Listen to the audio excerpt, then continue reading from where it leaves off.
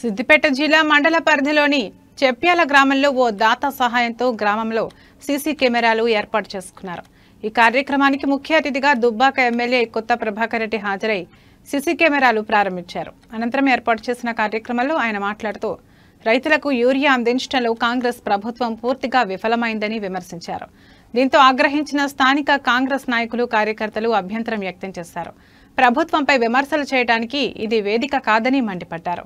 దీంతో బీఆర్ఎస్ నాయకులు కార్యకర్తలు నియోజకవర్గ ఎమ్మెల్యే పాల్గొన్న కార్యక్రమంలో కాంగ్రెస్ నాయకులు విమర్శలు చేయడం సరికాదన్నారు.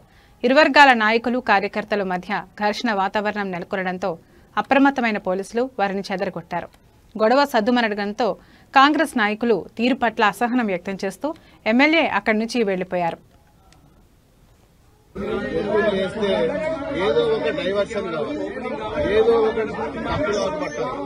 మరి ప్రభుత్వం అనేది మరి ఈ రోజు వరకు కూడా పట్టించుకోవడం కారణం.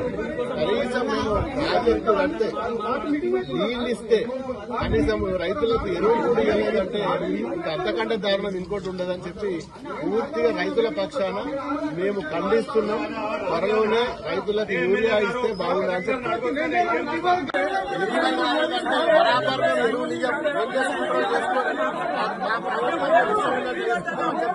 మరి కాంగ్రెస్ నాయకులు ఎంత నుంచి మాట్లాడుతున్నట్టు